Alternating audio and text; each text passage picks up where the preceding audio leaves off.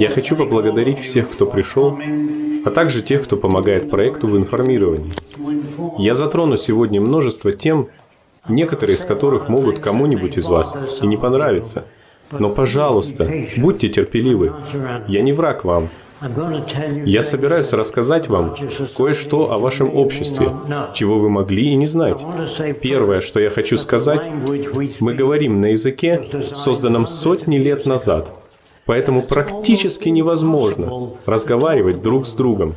Хотя мы и думаем, что разговариваем друг с другом. В действительности же мы разговариваем на очень неэффективном языке. Что бы вы ни сказали, слова попадают в голову собеседника и воспринимаются им в соответствии с обществом, в котором он живет. Он не всегда понимает ваше сообщение. Вопрос в том, можем ли мы разработать язык, слова которого будут иметь однозначный смысл. Например, иногда мы говорим друг другу «приятных выходных». Почему мы не говорим «приятной жизни»? Почему только выходных? Наш язык устарел. Возможно ли разработать язык, который не был бы подвержен разночтениям? Когда человек читает Библию, он может сказать: Иисус имел в виду это. Кто-нибудь другой скажет: «О нет, он имел в виду то». Третий скажет: «Вы оба неправы». Вот что он на самом деле имел в виду. И поэтому существуют лютеранцы, последователи седьмого дня, католики, потому что Библию можно понимать по-разному. Язык химии, математики, науки, инженерии не подвержены разночтению. Когда химик записал формулу, в какой бы стране ее ни прочитали, она везде будет истолкована одинаково. Я хочу сказать вам, что возможно создать язык, который не будет подвержен интерпретации. В действительности же мы говорим друг на друга, а не друг с другом. Это серьезная проблема, поэтому и существуют юристы. Они берут слова, крутят ими, выворачивают их наизнанку.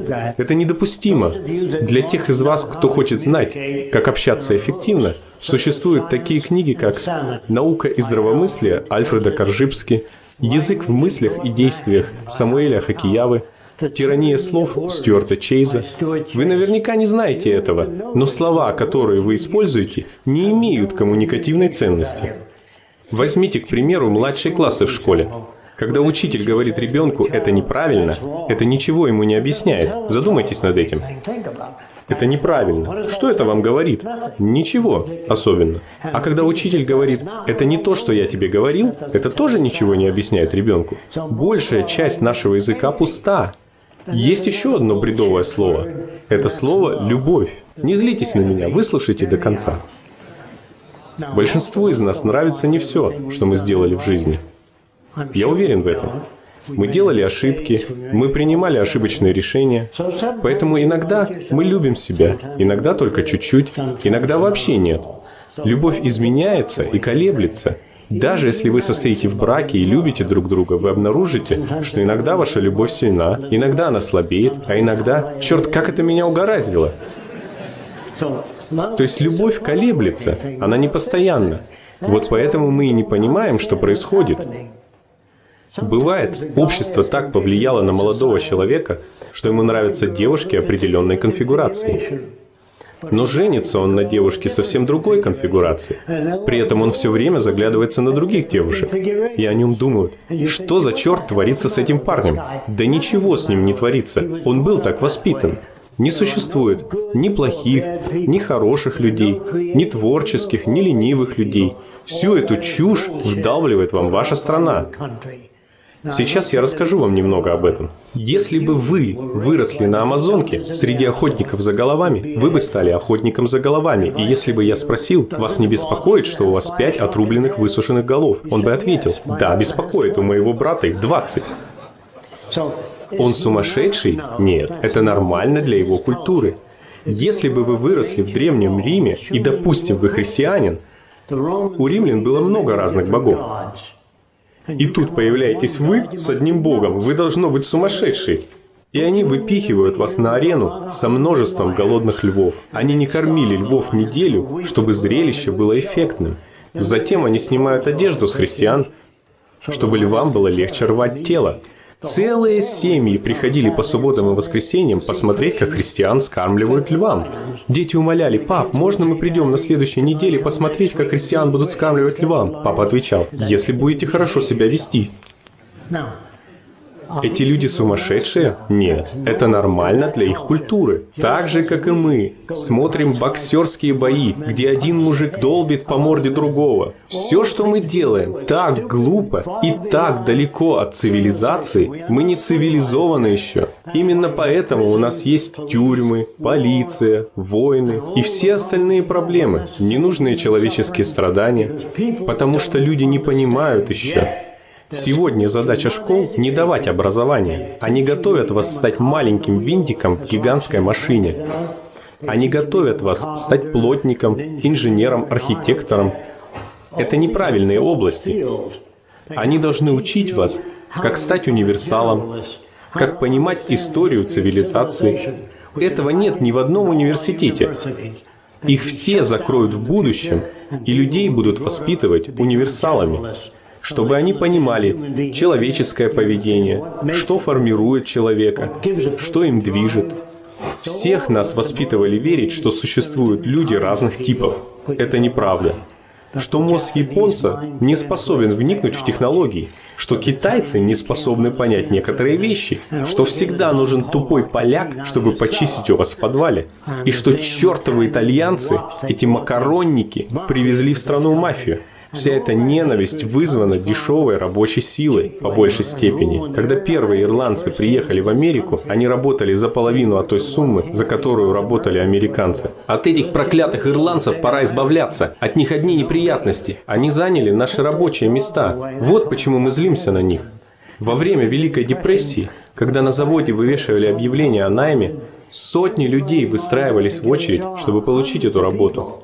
И нормальные американцы, нормальные значит долбанутые, нормальные американцы говорили: давайте выкинем долбанных макаронников из очереди, давайте выкинем долбанных филиппинцев из очереди, потому что они претендуют на наши рабочие места. Вот почему они ненавидели их. Расовая ненависть считается допустимой и порождена обществом. Вот что я хочу вам сказать. Если обычный американский ребенок, или греческий ребенок, или французский ребенок вырос бы в фашистской Германии, и все, что он видел: «Хайль Гитлер», «Deutschland über alles», Германия превыше всего, он стал бы нацистом. Если бы вы выросли в Америке, вы сказали бы: «Yes, sir, я американец и горжусь этим». Большая часть американцев не знает, что у Джорджа Вашингтона, первого президента, было 300 рабов. Сегодня его арестовали бы как сумасшедшего. Большинство также не знает, что Гарри Труман, президент Труман, был продавцом шляп. Полный кретин на посту президента. Так кто же эти люди в правительстве? Что такое политик? Я не хочу, чтобы вы мне верили на слово. Я хочу, чтобы вы подошли к любому политику, которого вы знаете или не знаете, и спросили его: как выращивать еду быстрее, но не истощая почву? Как накормить голодных? Не знаю. Как сделать, чтобы автомобили не врезались? Не знаю. Как сделать автотрассы безопаснее? Не знаю. Они ничего не знают. Не верьте мне на слово, спросите их. Они на самом деле ни черта не знают. И я имею в виду всех политиков по всему миру. Все страны. Все безнравственны до основания. Если вы не понимаете, о чем я говорю, как вы думаете, откуда у Америки Америка? Думаете, индейцы сказали: приезжайте к нам, наслаждайтесь, заберите всю нашу землю? Нет, мы убили тысячи индейцев. Мы заморили голодом 50 миллионов зубров, чтобы индейцам стало еще тяжелее. А индейцы сражались. Они изо всех сил пытались вернуть хоть немного земли. Но правительство решило, что надо бы избавиться от этих агрессивных индейцев. Они не соответствуют тому, что хотим мы. И правительство предложило $10 за каждого убитого индейца. А когда кто-то приходил и говорил: я только что убил 10 индейцев, в правительстве отвечали: а нам откуда знать? Принеси часть индейца. Так они начали снимать скальпы. Американцы, не индейцы. И мы приносили 10 скальпов, чтобы получить по $10 за каждого убитого индейца. Американцы испорчены, французы испорчены, греки испорчены. Все народы безнравственны. Говорят, Англия — империя, над которой солнце никогда не заходит. Откуда, вы думаете, у Англии вся эта земля? Они отобрали ее, убив тысячи людей. Если вам не нравится сосед и выстрелив в него из пистолета, вы промахнулись, вы не убийца. Если ваша меткость получше, вы убийца, если вы попали в него. Сейчас существует автоматический пулемет с лазерным прицелом. Когда он наведен на вас и курок спущен, вылетают пули. Когда он направлен мимо, пули не вылетают. Так они экономят патроны. Оружие все умнеет, солдаты все тупеют. Они машины для убийств.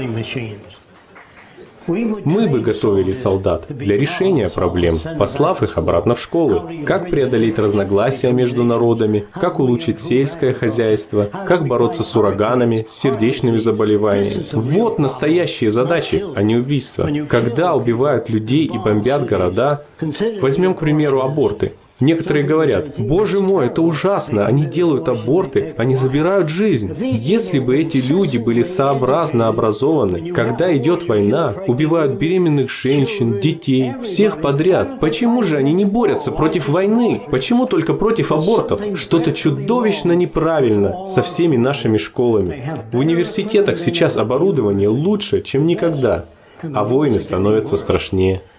Сегодня атомная бомба считается пустышкой по сравнению с кобальтовой бомбой. Она может убить намного больше людей. Каждая подводная лодка, я говорю о США, это единственная страна, о которой у меня информация. В США сейчас 300 подводных лодок. Согласно военно-морским силам, каждая из них обладает большей разрушительной силой, чем все войны вместе взятые. Чего можно этим добиться? А потом они говорят вам: будьте хорошим, будьте добрым. Как можно быть хорошим или добрым? Предположим, я владею заводом, который производит товары в 10 раз быстрее, чем ваш завод. Один и тот же продукт. Если я поделюсь с вами технологией, я потеряю конкурентное преимущество. Если я владею патентами, я лишаю людей всего мира возможности производить товары, которые улучшают жизнь. Как можно быть порядочным? По воскресеньям люди ходят в церковь. И чем они там занимаются? Разглядывают одежду других. Каждый одет, чтобы затмить другого. И когда они ходят в церковь, что они там в основном делают? Докучают Бога. Нам нужна новая машина, моей жене нужна новая машина, я бы хотел домик за городом, а мне нужно это, а мне нужно то. И при этом они говорят, что Бог знает все. Так учат вас в церкви. Бог знает все. Он создал каждую планету, каждую галактику. Однажды в церкви я обидел служителя, сказав: «Если Бог знает все, почему Иисус оскорбил Бога?» Он сказал: «Я не помню, чтобы Иисус оскорбил Бога». Ну, Иисуса распяли. Но перед тем, как его распяли, он посмотрел на небо и сказал: «Прости им, Отче, ибо не ведают они, что творят». А Бог ответил: «Ёлки, а я и не знал, спасибо». Если он все знает, о чем вообще Иисус ему говорит? О чем вы ему говорите, если он все знает? Тетя Маня болеет, она страдает. Пожалуйста, облегчи боль. Блин, а я и не знал этого о тете Мане. Окей. Человек создает Бога по своему собственному подобию. Какого-то сопляка, который злится и говорит: «Ной, построй себе ковчег, потому что я собираюсь затопить всю территорию. Мне не нравится продукция, которую я произвел». Он хочет всех убить, поэтому Ной строит ковчег. Если бы он взял каждой твари по паре, ковчег был бы длиной около мили. Кто с нее дерьмо-то будет убирать?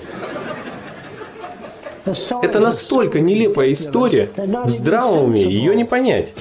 Я читаю Библию вместо анекдотов, потому что в ней нет ничего, что содержало бы смысл. Бог восседает на троне. Он создает мужчину и женщину, отправляет их в красивейший сад, а затем создает змею, прямоходящую змею. В Библии так и сказано. Змея искушает: «Вкуси плод знаний». И Ева поддается. Тут он выгоняет их и захлапывает за ними ворота. Вселюбящий, наидобрейший Бог. Библия просто напичкана противоречиями. Удивительно, почему никто этого не замечает. В Библии также, если вы верующий, сказано: «Не убий». Библия не говорит: вы можете убивать по средам и четвергам. В ней сказано: «Не убий». Она также говорит: «Полюби врага своего», что значит, если вас ударят по щеке, подставьте другую. Что же происходит со всем этим во время войны? Что происходит с этими христианами? Ларри Кинг как-то спросил меня: «Фреско, что вы думаете о христианстве? Это великолепная идея. Когда они собираются воплотить ее в жизнь?»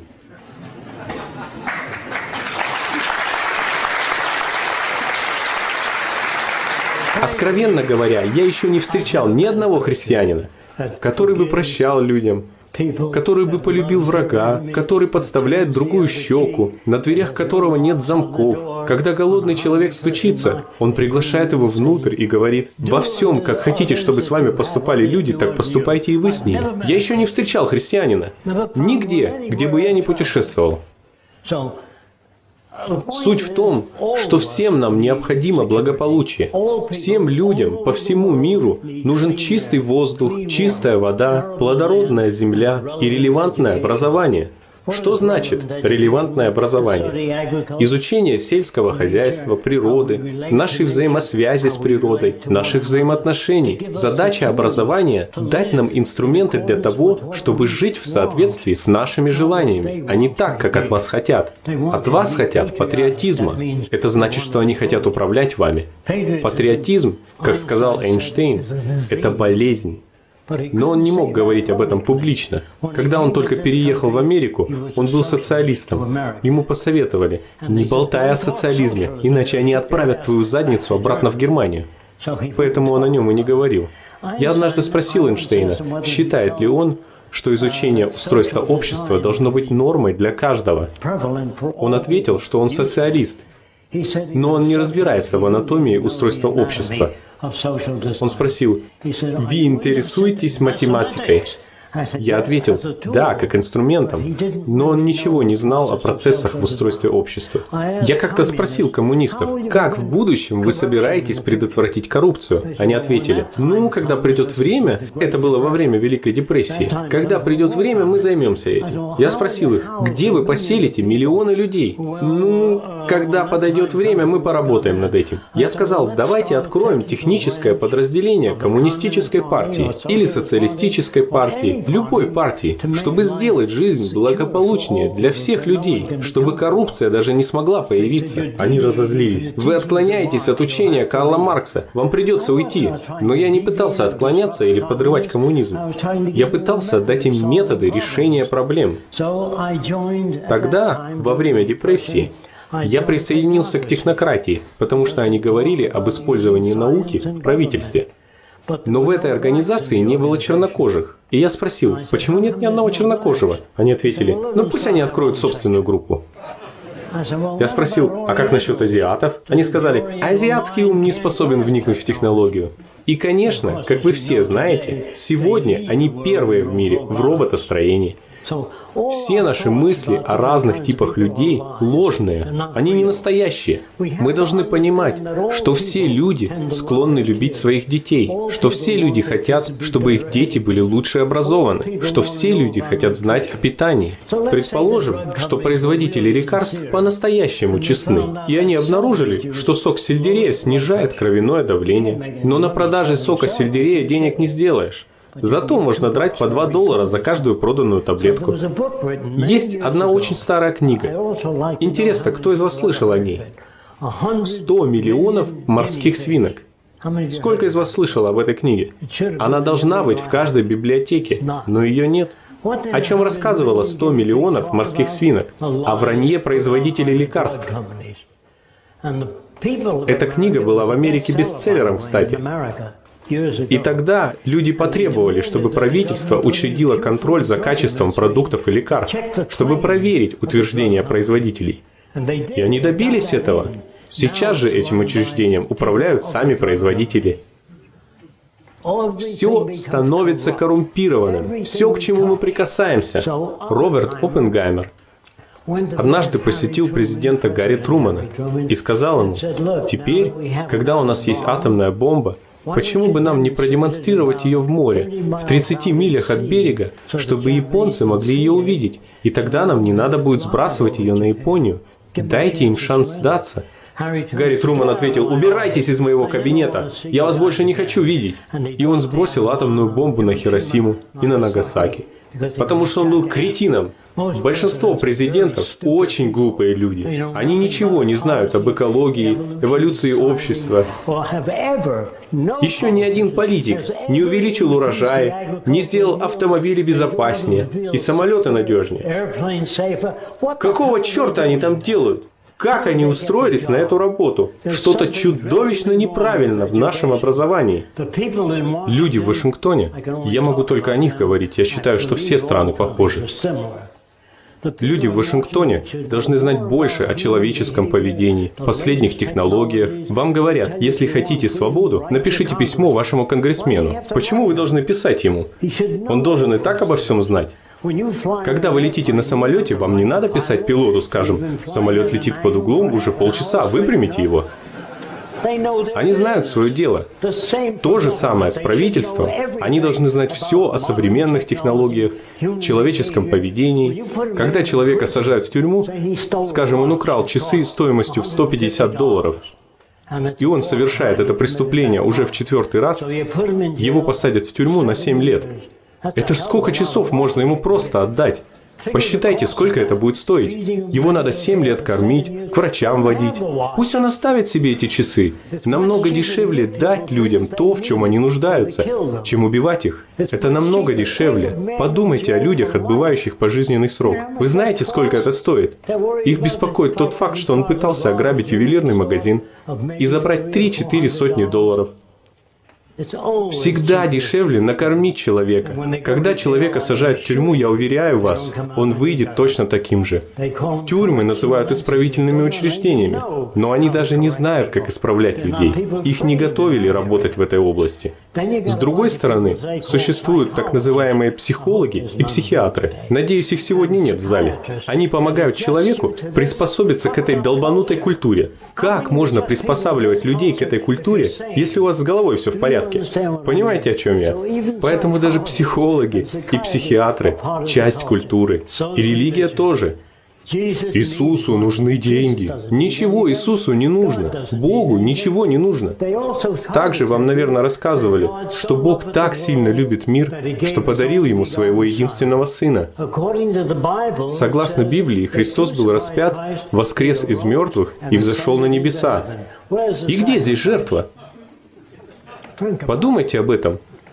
Мы даже не задумываемся о том, что прочитали. Мы просто читаем, и мы просто треплемся.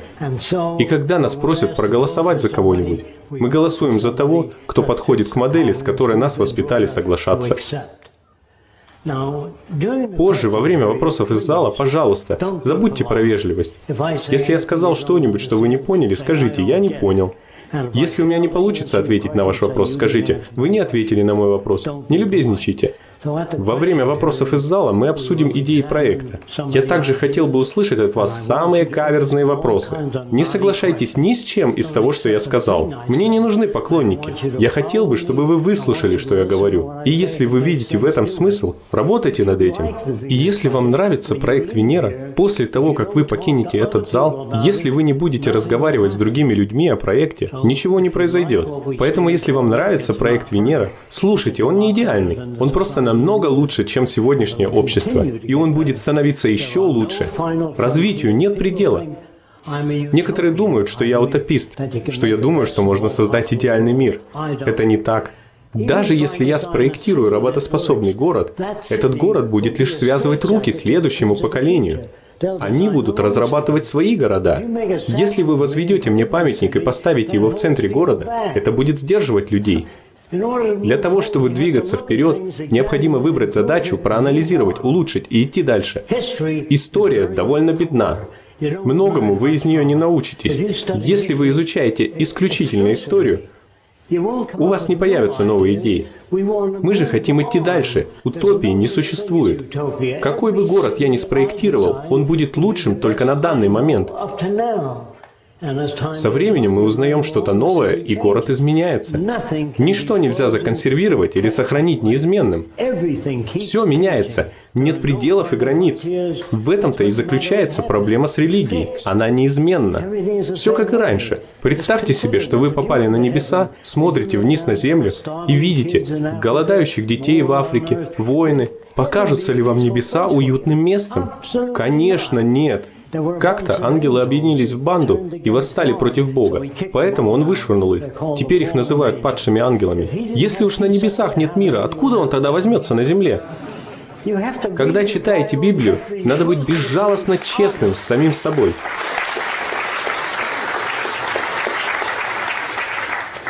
Если вы не честны с собой, ничего не выйдет. В Библии сказано: «Не судите, да не судимы будете». Это значит, не судите никого. Вы недостаточно знаете о том, что сделало его таким. Также в Библии сказано: «На все воля Божья». Это касается всех, кто в инвалидной коляске, кто ослеп. Такое с каждым может произойти. И религия не знает, что с этим делать. В 1927-м у меня родилась идейка, которую я взял от летучих мышей. Они летают ночью и ни во что не врезаются. Как им это удается? Посредством звуковых волн. И я сделал маленькое приспособление, которое можно носить за ухом. Оно издает звуки разной высоты, поэтому вы можете услышать открытую дверь, несмотря на то, что вы слепой. Вы сможете услышать предмет перед вами через звуковой сигнал. Если такое приспособление будет доступно, слепым не нужна будет белая трость или собака-поводырь. В настоящее время мы работаем над устройствами искусственного зрения. Я считаю, что человек способен решить любую задачу. Если вы меня не понимаете, кстати, не думайте, что я поддерживаю Германию. Американцы поставили блокаду, чтобы у немцев закончился каучук. Однако у них оказалось достаточно технических специалистов, чтобы создать синтетическую резину. И так они смогли производить резину для самолетов и всего остального на собственных химзаводах.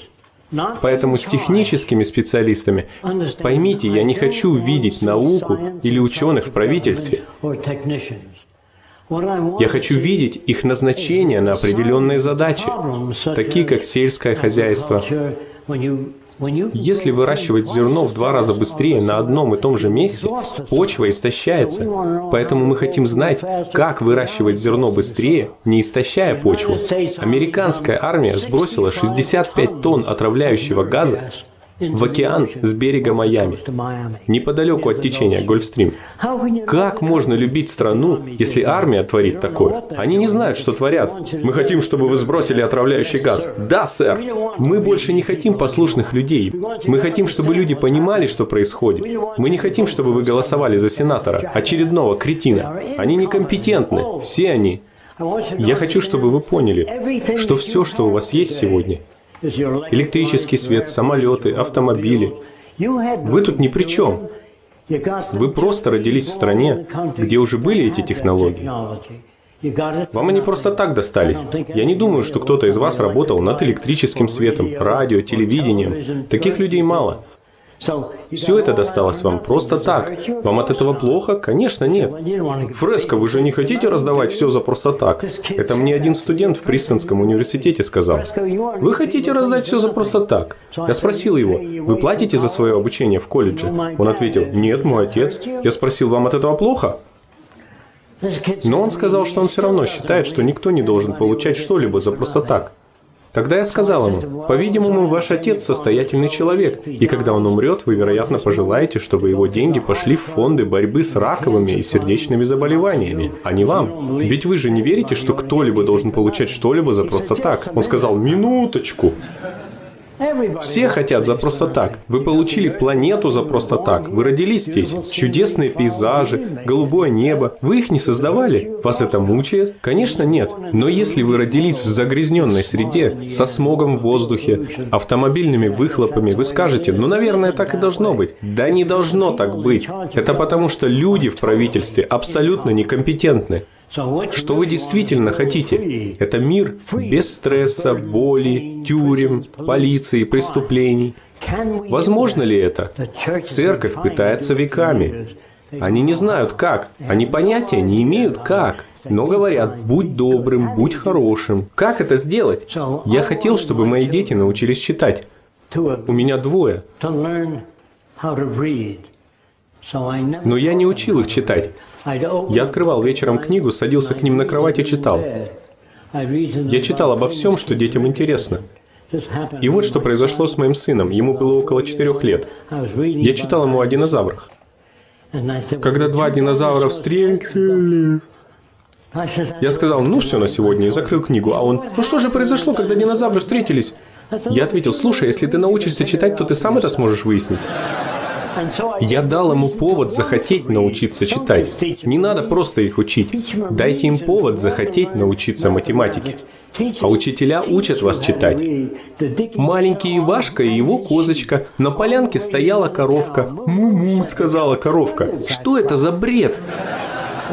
Я не знаю, как это здесь, но в Америке есть клуб Микки Мауса. Что, черт возьми, произойдет с ребенком, если условия вынуждают его вступить в клуб Микки Мауса? Он вырастет тупоголовым болваном. Понимаете? Дети хотят знать все. Как летают самолеты. Папа, почему светится лампочка? Он, я не знаю. Папа обычно не знает ничего, а конгрессмены еще меньше. Поэтому я говорю, все, что у вас есть техническое, подумайте об этом. Если убрать технологию, если закрыть электростанции, завтра же вся еда в холодильниках испортится. От Лос-Анджелеса до Сан-Франциско. Вся еда сгниет. Все, что у вас есть, это технология. Если выключить электростанции, придется опять толкать машины и корабли. Так было на реке Волге. Приходилось лодки вручную тянуть. Бурлаки, рабы работали под ударами хлыста. Рабство было обычным делом в былые времена. Короли считали себя избранными свыше, чтобы править людьми. Людям в моем положении также нравится думать, что они были избраны, чтобы попытаться улучшить мир. Божественная сила направляет их. Слушайте. Божественная сила никого не направляет. Когда христиан бросали на растерзание львам, они молились до хрипоты. Евреи в концентрационных лагерях молились и были сожжены. В Салеме, штата Массачусетс, если женщины начинали выступать или были с чем-то не согласны, их признавали ведьмами и сжигали заживо. Но вот что вы не знали.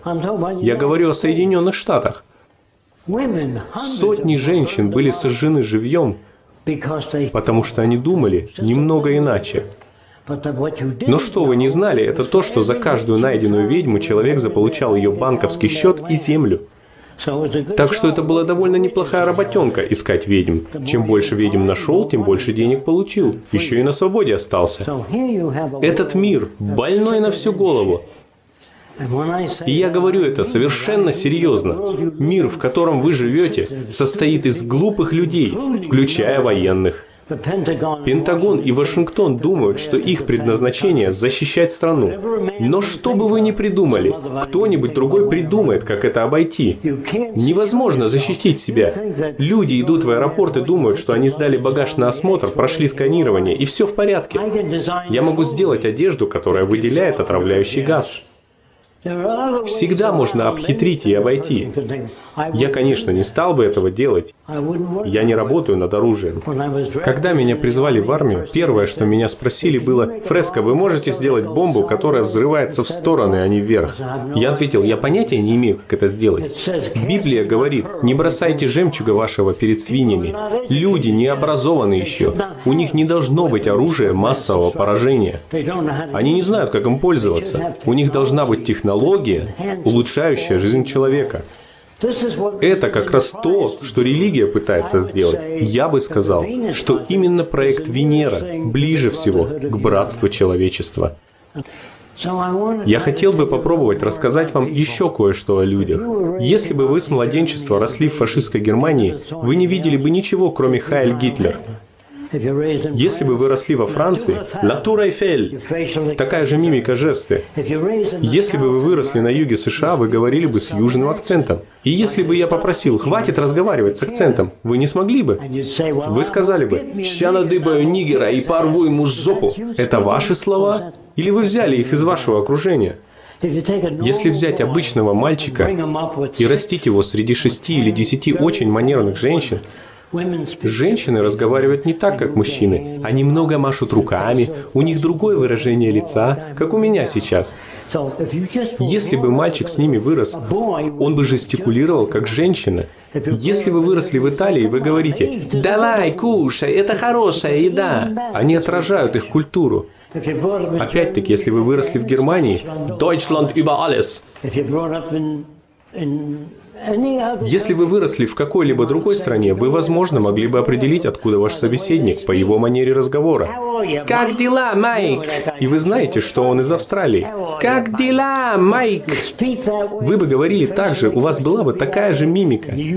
Есть такое слово «индивидуальность», но ее на самом деле не существует. Мы все отражение нашей культуры. Если вы прожили 10 лет во Франции, затем переехали на 10 лет в Германию, вы будете говорить с немецко-французским акцентом. И вы ничего не сможете с этим поделать. Мы отражаем нашу культуру. Все мы. И когда вам говорят: «Думай своей головой», вы не можете. Потому что вы думаете либо как американец, либо как француз, либо как немец, либо как грек или итальянец.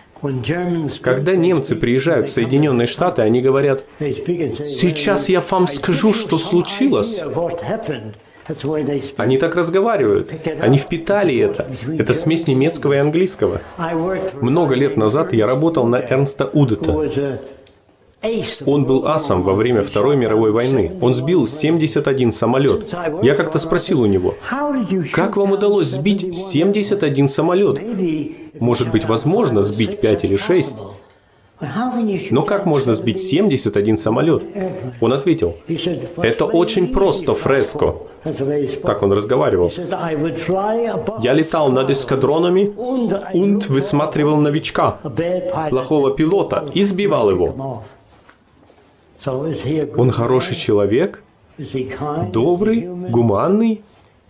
Та же история с Эдди Рикенбакером. Все они летали над эскадронами и высматривали парней, которые летали не очень хорошо, и сбивали их. За это они получили много медалей и много звездочек на фюзеляж. Если вы выросли в местности, где много верующих людей, которые повторяют заповедь «не убий», их тяжело убедить идти в армию. Поэтому тогда японским или китайским американцам дали вставные зубы, и Фрэнк Капра снял с ними фильм «Пропаганду». «За что мы сражаемся?». Он показывает, как эти китайские подростки насилуют женщину, и желающих на военную службу стало на 71% больше. Надо научить людей ненавидеть, если хотите, чтобы война сработала. К сожалению, армейский человек через 10 лет после войны скажет: «Это было самое захватывающее время моей жизни». И большинство из них присоединяется к клубу ветеранов.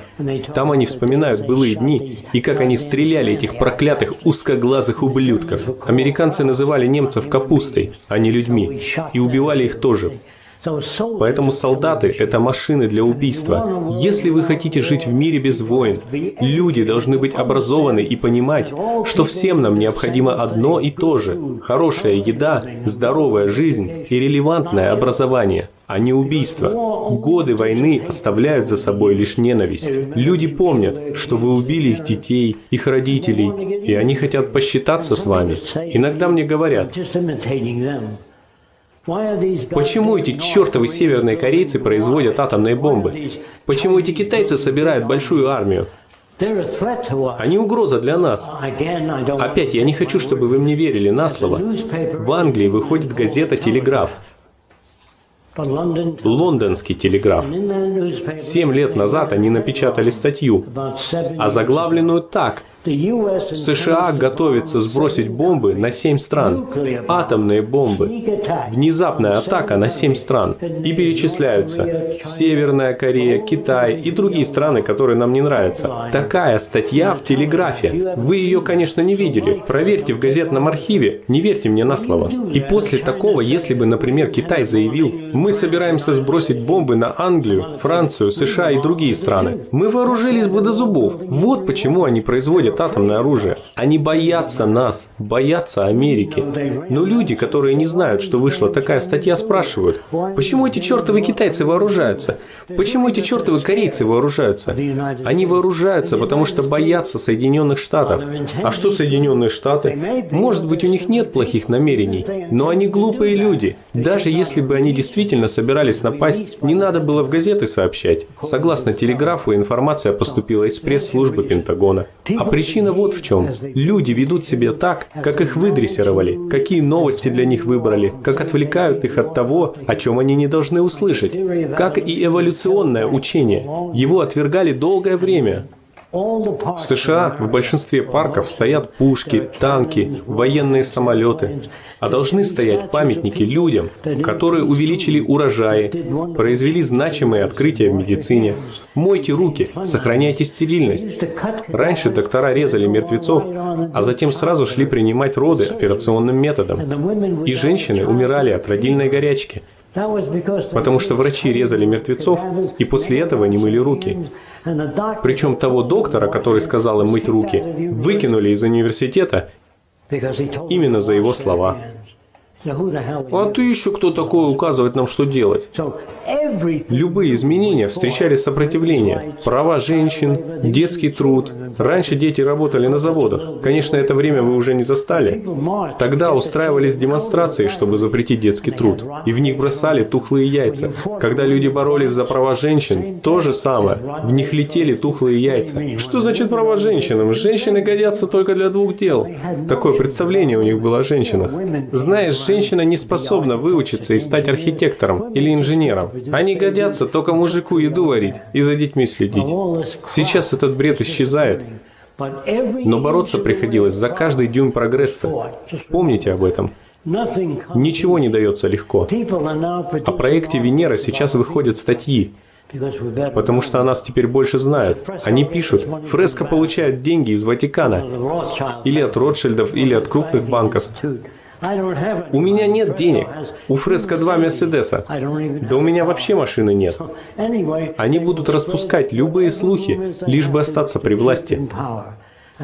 Они встанут и на вашем пути, когда вы попытаетесь сделать что-то новое или что-то изменить. И вместо того, чтобы сказать, знаешь, это интересно, дай-ка мне подумать над этим, они начинают злиться на вас, потому что вы рушите их планы.